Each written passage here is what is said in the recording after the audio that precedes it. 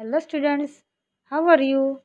So welcome back to my channel Make Science Easy, and today's our topic is reproduction in plants. So reproduction takes place in the main part of the plant, that is the flower, and that's why flower is a structural unit for the reproduction in plants. तो इसके बाद हम flower के part कौन से है और उसका मेन फंक्शन क्या है ये हमें जानना ज़रूरी है. So we should know that कि which are the parts of flower and what is their function. Okay students, because flower is the structural unit for the sexual reproduction. तो अब हम शुरुआत स्टार्ट करते हैं. तो फ्लावर का ये जो स्टॉक है इसे कहा गया है पेडिसेल. इसे क्या कहा जाता है? This is called as a pedicel. Okay students, so ये स्टॉक है फ्लावर का, तो इसका फंक्शन क्या होगा? फिर स्टॉक का फंक्शन क्या है? So it support the flower. So what is the function of pedicel? It support the flower. Then हम बाद में आते हैं रिसिप्टेकल की तरफ. So what is which is receptacle? So ये जो पोर्शन है जो ओवरी को सपोर्ट कर रहा है और जो फ्लावर को सपोर्ट करता है, इस ऑर्गन को कहा गया है रिसिप्टेकल. और इसका भी फंक्शन क्या होगा? To support the flower. Okay students, then these green coloured leaves are called as the sepals. So ये हमें जो अभी छोटे छोटे ग्रीन कलर के लीव्स हमें दिख रहे हैं पेटल्स के अराउंड, तो इसे कहा गया है सेपल्स. तो ये अभी तो हमें यहाँ पे 2 ही सेपल दिख रहे हैं, but in hibiscus flower there are 5 sepals. Okay, तो हिबिस्कस फ्लावर में हमें 5 सेपल्स दिखाई देते हैं. तो ये तो डिपेंड करता है कि whether the flower is monocot और डाइकॉट, कि ये जो फ्लावर है वो मोनोकॉट है या फिर डाइकॉट है, उसके ऊपर ये सेपल्स के नंबर डिपेंड होते हैं. So what is the function of sepal? तो फिर सेपल का फंक्शन क्या हो सकता है? To protect the flower. Okay student, so sepal का भी क्या फंक्शन है? To protect the flower and in internal organs of the flower. This is the function of sepal. Then ये जो कलर्ड ऑर्गन हमें दिख रहे हैं, these organs are called as a petals. तो ये जो कलरफुल ऑर्गन हमें दिखते हैं फ्लावर में, so these organs are called as a petals and the group of petals are called as a corolla. And this corolla में be in variously coloured, कि ये जो फ्लावर के पेटल्स है वो वेरियस कलर के हो सकते हैं. जैसे हम बायोडाइवर्सिटी में देखते हैं कि there are so many flowering plants and they have different colours, है कि नहीं? तो ये डिफरेंट कलर क्यों है? हर एक प्लांट में, हर एक फ्लावर में डिफरेंट कलर क्यों होते हैं? Because its function is to attract the insect for pollination. So ये जो हो गया ये पेटल्स का फंक्शन है कि क्या करेंगे पेटल्स, या फिर पेटल का फंक्शन क्या है कि इंसेक्ट को पोलिनेशन के लिए अट्रैक्ट करना. सो this is the main function of petals. Okay student, and also it protect the internal organs of the flower, कि ये जो पेटल्स है वो उसका और दूसरा फंक्शन क्या है कि जो इंटरनल ऑर्गन है जैसे कार्पेल स्टमेन है उनको भी प्रोटेक्ट करना, ये भी पेटल का फंक्शन है. ओके स्टूडेंट, तो यहाँ पे हिबिस्कस फ्लावर में 5 पेटल्स प्रेजेंट होते हैं. देन हम बाद में देखते हैं कि मेन जो पार्ट है फ्लावर के, जो रिप्रोडक्टिव ऑर्गन है उसके बारे में स्टडी कर लेते हैं. तो यहाँ पे फ्लावर में जो रिप्रोडक्टिव ऑर्गन्स है उसे कहा गया है carpel and stamen. So carpel is a female reproductive organ of the flower. Okay students, and carpel is also called as a gynoecium. So carpel is a female reproductive organ and it consists of stigma, style and ovary. So carpel is made up of 3 organs or 3 parts: stigma, style and ovary. तो यहाँ पे हम देखते हैं कि stigma का क्या function है और उसका स्ट्रक्चर कैसा होता है. So this part, this uppermost part is called as a stigma and it is very sticky. तो ये जो स्टिग्मा है वो स्टिकी होता है. स्टिकी क्यों होता है? कि जब भी पोलन ग्रेन्स यहाँ पे लैंड होते हैं तो उसका फर्टिलाइजेशन होने के लिए ये पोलन ग्रेन्स यहाँ पे स्टिक होना ज़रूरी होता है. इसलिए स्टिग्मा का जो अपर मोस्ट पार्ट है वो स्टिकी होता है, कि जैसे ही पोलन ग्रेन्स वहाँ पे आए, ट्रांसफ़र हो, तो वहाँ पे वो स्टिक हो जाए. देन ये जो स्टिग्मा का स्टॉक है या फिर कार्पेल का जो ये जो स्टॉक है इसे कहा गया है स्टाइल. ओके स्टूडेंट्स, सो जो गाइनोशियम का या फिर कार्पेल का जो ये जो स्टॉक है, this tube like structure is called as a style. Then जो थर्ड पार्ट है, जो डाउनवर्ड पोजीशन में हमें दिखाई देता है सबसे निचले हिस्से में, and this bulging part is a ovary. ये जो बल्जिंग पार्ट जो हमें फ्लावर के निचले हिस्से में दिखाई देता है, तो ये तो हमें फ्लावर को या फिर ओवरी को जब हम पेटल्स को हटाएंगे, तो पेटल्स को हटाने के बाद ये हमें वाइटिश कलर का एक बल्जिंग पार्ट हमें दिखाई देता है, and that bulging part is a ovary. And ovary consist of so many vowels. किसी किसी फ्लावर में एक ही ओवल प्रेजेंट होता है, लेकिन कुछ कुछ फ्लावर में सो मेनी ओवल्स भी प्रेजेंट होते हैं।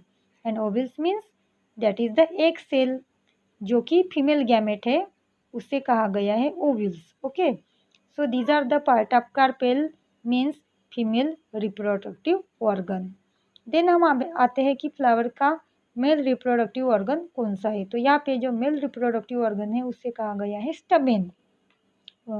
Okay student, so stamen is the male reproductive organ and it is also called as a androecium.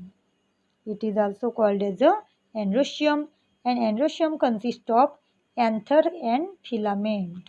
Okay student, तो ये जो एंड्रोशियम है, जो मेल रिप्रोडक्टिव ऑर्गन है, यहाँ पे दो पार्ट हमें दिखाई देते हैं, एंथर एंड फिलामेंट। सो ये जो पार्ट है थोड़ा सा ब्राउन कलर का हमें दिखाई दे रहा है यहाँ पे। सो ये जो पार्ट है हमें इसे कहा गया है एंथर, और एंथर का ये जो स्टॉक है इसे कहा गया है filament. Okay student, so this part is a mail reproductive organ, and इसके बारे में हम अगले डायग्राम में तो डिटेल में स्टडी करने वाले हैं कि एंथर क्या है, फिलामेंट क्या है। Okay student, so this is the male reproductive organ of the flower. तो कुछ कुछ प्लांट में ये दोनों मीन्स एंड्रोशियम और गाइनोशियम एक ही फ्लावर में प्रेजेंट होते हैं, तो उस फ्लावर को कहा गया है बाइसेक्सुअल। और कुछ कुछ प्लांट में, कुछ कुछ फ्लावर में एंड्रोशियम या फिर गाइनोशियम इन दोनों में से सिर्फ एक ही ऑर्गन प्रेजेंट होता है, तो ऐसे प्लांट को कहा गया है यूनिसेक्सुअल। देन इस फ्लावर में जो एंड्रोशियम है और गाइनोशियम है, इनको इसेंशियल वॉल्स कहा गया है, because they perform the main function of reproduction, and that's why they are called as a essential whorls. Okay, किसको हमने इसेंशियल वॉल्स कहा है? एंड्रोशियम को और गाइनोशियम को, मीन्स यहाँ पे स्टमेन को और कार्पेल को हमने कहा है essential whorl, because they perform the main function of reproduction. Then यहाँ पे जो पेटल्स है और सेपल्स है, इनको कहा गया है एक्सेसरी वॉल्स।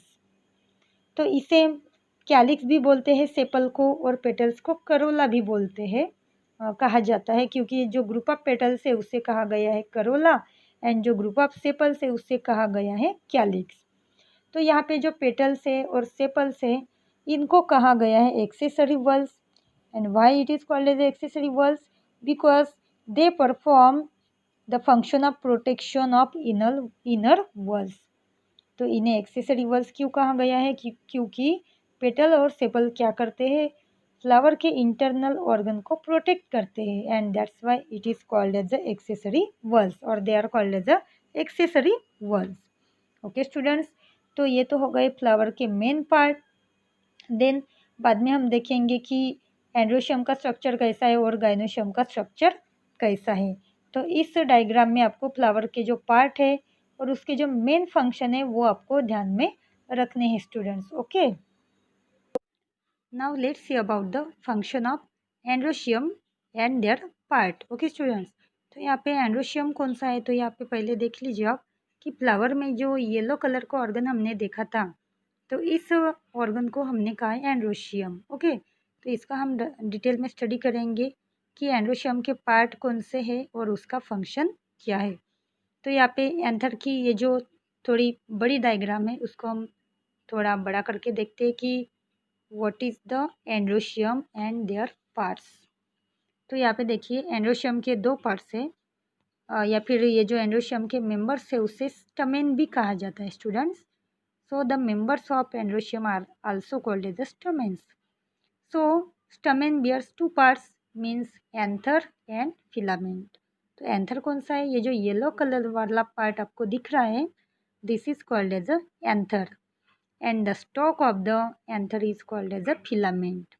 तो यहाँ पे स्टमेन के एंड्रोशियम के सिर्फ 2 ही मेंबर है, मीन्स एंथर एंड फिलामेंट। तो यहाँ पे ये जो एंथर का स्ट्रक्चर आपको दिख रहा है ये थोड़ा ऑब्जर्व कीजिए। This is divided in 2 part, means this is 1 part and this is the second part. So ऐसा जो स्ट्रक्चर है इसको बायलोब भी कहा जाता है। So this anther is a bilobed anther. Okay students, so then what is the function of stamen? ये जो स्टमेन है इसका क्या फंक्शन है? तो इसका फंक्शन है to produce male gamete. Okay, तो इसका क्या फंक्शन है? To produce male gamete, because it take part in the reproduction and this is the male part and that's why it produces male gametes और in male gamete को कहा जाता है pollen grain. Okay students, क्या कहा जाता है? Pollen grain. और ये पोलन ग्रेन कहाँ पे होंगे? ये होंगे एंथर के अंदर। तो जैसे ही हम इस एंथर को ब्रेक करके देखते हैं तो इस एंथर के अंदर छोटे छोटे बहुत माइन्यूट हमें येलो कलर के ऑर्गन दिखते हैं and this organs are called as male gametes और हम उसको पोलन ग्रेन्स भी बोलते हैं। ओके स्टूडेंट्स, तो ये तो है एंड्रोशियम का main function to produce male gametes means pollen grains. तो आई होप कि ये एंड्रोशियम के पार्ट्स और उसके फंक्शन आपको समझ में आ गए स्टूडेंट्स। तो ये आपको मेनली एग्जाम में याद रखना है। तो इसके बाद में हम देखेंगे कि what is the structure of carpel and what is the function of carpel. Then हम देखते हैं द स्ट्रक्चर ऑफ कार्पेल, या फिर हम इसको गाइनोशियम भी बोलते हैं। तो गाइनोशियम के जो मेंबर्स है इसे कार्पेल कहा गया है। ओके स्टूडेंट्स, तो कार्पेल के कौन कौन से ऑर्गन हैं हम यहाँ पे देखते हैं। So carpel has stigma, style, ovary and ovules. तो पहले हम शुरुआत करते हैं स्टिग्मा से। तो ये जो हमें डार्क ग्रीन कलर का पोर्शन जो अपर साइड में टॉप मोस्ट साइड में पाया जाता है कार्पेल के, उसे कहा गया है स्टिग्मा। ओके, तो ये जो स्टिग्मा है वो नेचर में बहुत स्टिकी होता है, ग्लू जैसा होता है to stick the pollen grains, क्योंकि इसको पोलन ग्रेन्स को यहाँ पे स्टिक करना होता है या फिर during the pollination pollen grains यहाँ पे स्टिक होते हैं because of the sticky nature of the stigma. Then carpel का जो ये जो स्टॉक है इसे हमने कहा है style. So the stalk of carpel is called as a style. Then ovary, तो फ्लावर का ये जो बल्जिंग पार्ट है जो डाउन साइड में हमें दिखाई देता है, या फिर फ्लावर का जब भी हम स्ट्रक्चर देखते हैं तो फ्लावर के जो सेपल को ब्रेक करने के बाद अंदर के साइड में ये बल्जिंग पार्ट हमें दिखाई देता है जिसे कहा गया है ovary. Okay students, so this bulging part is called as a ovary and ovary contains female gametes and these female gametes are called as ovules. Okay students, तो यहाँ पे जो ओवरी हैं यहाँ पे फीमेल गैमेट प्रेजेंट होते हैं क्योंकि कार्पेल ये हमारा फीमेल वॉल है फ्लावर का। So ovary contain female gamete and they are called as ovules, और you can say that egg cell, इसे एग सेल भी कहा जाता है। तो कुछ फ्लावर में ये जो कार्पेल है मीन्स जो फीमेल वॉल है या फिर जिसे हमने गाइनोशियम कहा है वही सिर्फ प्रेजेंट होती है। ऐसे फ्लावर को कहा गया है यूनिसेक्सुअल फ्लावर। तो हमारे नेचर में हमारे डाइवर्सिटी में कुछ ऐसे भी प्लांट है जहाँ पे gynoecium and androecium separately present होते हैं। तो ऐसे फ्लावर्स को कहा जाता है यूनिसेक्सुअल फ्लावर। ओके स्टूडेंट्स, ये आपको समझ में आया कि कुछ प्लांट कुछ फ्लावर ऐसे हैं कि जहाँ पे androecium means main walls and gynoecium means female wall ये सेपरेटली पाए जाते हैं। तो ऐसे प्लांट को या फिर उनके फ्लावर को कहा गया है यूनिसेक्सुअल फ्लावर्स। ओके, तो ऐसे यूनिसेक्सुअल प्लांट का एग्जांपल मैं बताती हूँ आपको कि ये जो एग्जांपल है यूनिसेक्सुअल प्लांट का ये है पपैया। तो पपैया का प्लांट आपने देखा होगा, कभी ऑब्जर्व किया होगा, तो सभी पपैया के प्लांट को फ्रूट्स नहीं आते हैं। Why? Because some plants are male plants and some plants are female plant. तो जो मेल प्लांट होते हैं वहाँ पे पपैया का फ्रूट नहीं होता है या फिर नहीं लगता है। तो पपैया का फ्रूट कहाँ पे लगता है? जो फीमेल प्लांट है वहाँ पे पपैया का फ्रूट लगता है। तो ये बेस्ट एग्जाम्पल है यूनिसेक्सुअल प्लांट का। देन इसी तरह से ऐसे भी कुछ प्लांट है जहाँ पे एंड्रोशियम और गाइनोशियम दोनों भी प्रेजेंट होते हैं एक ही फ्लावर में। तो अगर ऐसे फ्लावर है तो ऐसे फ्लावर को कहा जाता है बायसेक्सुअल फ्लावर, यानी जहाँ पे एंड्रोशियम और गाइनोशियम एक ही फ्लावर में प्रेजेंट होते हैं। ओके स्टूडेंट्स, तो ऐसे फ्लावर कौन से हैं, क्या आप बता सकते हैं एग्जाम्पल इसके? तो ऐसे जो फ्लावर है इसका बेस्ट एग्जाम्पल है हिबिस्कस और लिली फ्लावर। तो हिबिस्कस का जो फ्लावर है तो इसका तो स्ट्रक्चर हमने वीडियो की शुरुआत में देख ही लिया था। तो this hibiscus flower contains androecium and gynoecium also and that's why it is the bisexual flower. Okay students, तो ये भी हमने जान लिया यहाँ पे कि what is mean by bisexual and what is mean by unisexual. तो यहाँ पे कार्पेल का भी फंक्शन आपको अच्छे से समझ में आ गया है शायद। ओके स्टूडेंट्स, तो देन बाद में हम देखेंगे कि फ्लावर में रिप्रोडक्शन कैसे होता है, यानी किस प्रकार से जो मेल गैमेट है वो फीमेल गैमेट की तरफ अट्रैक्ट होते हैं या फिर फीमेल गैमेट की तरफ रीच होते हैं। ओके स्टूडेंट्स, तो वो हम स्टडी करेंगे नेक्स्ट डायग्राम में। देन इस डायग्राम में हम देखेंगे स्टूडेंट्स की फर्टिलाइजेशन कैसे होता है, यानी मेल गैमेट और फीमेल गैमेट का कॉम्बिनेशन यहाँ पे कैसे होता है और कैसे सीड्स फॉर्म होते हैं। तो यहाँ पे हम देखेंगे कि फर्टिलाइजेशन के लिए कौन सी दो चीज़ें होना ज़रूरी है, male gametes and female gametes. तो यहाँ पे मेल गैमेट्स यानी कौन से हैं, मेल गैमेट्स है पोलन ग्रेन।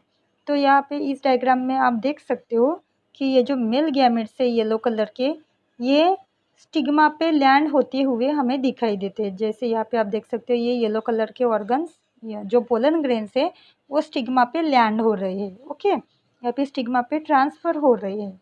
तो ये जो प्रोसेस है पोलन ग्रेन की स्टिग्मा पे ट्रांसफ़र होने की, इस प्रोसेस को कहा गया है pollination. The process of transfer of pollen grain from anther to stigma is called as a pollination. तो पोलिनेशन यहाँ पे दो वे से होता है। पहला तो वे है अबायोटिक एजेंट की मदद से और दूसरा वे है बायोटिक एजेंट की मदद से। तो यहाँ पे अबायोटिक एजेंट कौन से होंगे, like wind and water, and biotic agent कौन से होंगे, इंसेक्ट एंड अदर एनिमल्स। तो स्टूडेंट्स पोलिनेशन के बारे में हम अगले वीडियो में स्टडी करने वाले हैं। फिलहाल हम फर्टिलाइजेशन के बारे में स्टडी कर लेते हैं। तो यहाँ पे पोलिनेशन जो प्रोसेस है पोलन ग्रेन के ट्रांसफ़र की, जो पोलन ग्रेन्स कहाँ पे ट्रांसफ़र होंगे, स्टिग्मा के ऊपर, तो इस प्रोसेस को कहा गया है पोलिनेशन। तो जैसे ही ये पोलन ग्रेन स्टिग्मा के ऊपर लैंड होते हैं, यहाँ पे देख सकते हैं आप, तो स्टिग्मा के ऊपर लैंड होने के बाद यहाँ से पोलन जर्मिनेट होना, पोलन ट्यूब जर्मिनेट होना स्टार्ट होता है। ओके, तो जैसे ये पोलन ग्रेन स्टिग्मा के ऊपर लैंड होंगे, because the stigma is very sticky, तो यहाँ से पोलन ट्यूब जर्मिनेट होना शुरू हो जाता है। देन ये जो पोलन ट्यूब है वो कहाँ ग्रो होगी, वो ग्रो होंगी towards the direction of ovary. Okay students, तो ये जो पोलन ट्यूब है वो स्टाइल के थ्रू कहाँ पे कौन से डायरेक्शन में ग्रो होती है, ओवरी के डायरेक्शन में ग्रो होती है। And this pollen tube contain 2 male gametes. Okay, तो देन ओवरी के तरफ रीच होने के बाद में पोलन ट्यूब में जो 2 मेल गैमेट्स है वो कहाँ पे रीच होंगे, ओव्यूल्स के या फिर जो एम्ब्रियो सैक है ओवरी में, वहाँ पे वो रीच होंगे। तो एम्ब्रियो सैक में रीच होने के बाद वहाँ पे 2 मेल गैमेट्स रिलीज होंगे और 2 मेल गैमेट्स में से जो एक मेल गैमेट है उसका कॉम्बिनेशन होगा एक सेल के साथ में जाइगोट को फॉर्म करने के लिए। So this is the fertilisation. And जो सेकंड मेल गैमेट होगा उसका कॉम्बिनेशन होगा पोलर न्यूक्लिया के साथ में, जो एम्ब्रियो सैक में प्रेजेंट होता है। तो जो सेकंड मेल गैमेट है उसका कॉम्बिनेशन किसके साथ होगा, पोलर न्यूक्लिया के साथ में, 2 पोलर न्यूक्लिया के साथ में, जहाँ से एंडोस्पर्म फॉर्म होता है। तो यहाँ पे 2 पोलर न्यूक्लिया रिप्रोडक्शन में या फिर फर्टिलाइजेशन में पार्टिसिपेट करते हैं, इसीलिए इस फर्टिलाइजेशन को कहा गया है double fertilisation. Okay students, so in this way fertilisation occurs. So यहाँ पे हम देखते हैं कि जैसे ये फर्टिलाइजेशन यहाँ पे ओवरी में टेक्स प्लेस होता है तो यहाँ पे ओवरी भी स्वेल होती है। क्यों स्वेल होती है? क्योंकि अभी वहाँ पे सीड्स फॉर्मेशन होना चालू हो गया है, इसलिए सीड जैसे जैसे वो फॉर्म होते जाएंगे वैसे वैसे जो ओवरी है वो स्वोलन होती जाएंगी, यानी ओवरी का जो साइज है वो बढ़ता जाता है। Okay student, so this is the all about the fertilisation. तो यहाँ पे जो फर्टिलाइजेशन है वो दो पोलर न्यूक्लियर के साथ में होता है जो एम्ब्रियो सैक में प्रेजेंट होते हैं, और इसी की वजह से इस फर्टिलाइजेशन को कहा गया है डबल फर्टिलाइजेशन। तो आई होप स्टूडेंट्स ये जो वीडियो है आपको अच्छे से समझ में आ गया है। तो अगर आपको समझ में आ गया है तो प्लीज़ अपने दोस्तों के साथ ज़रूर शेयर करें, और मेरे नए नए वीडियोज़ को पाने के लिए मेरे चैनल को ज़रूर सब्सक्राइब करें। तो मिलते हैं हम एक नए वीडियो में, तब तक के लिए गुड बाय स्टूडेंट्स।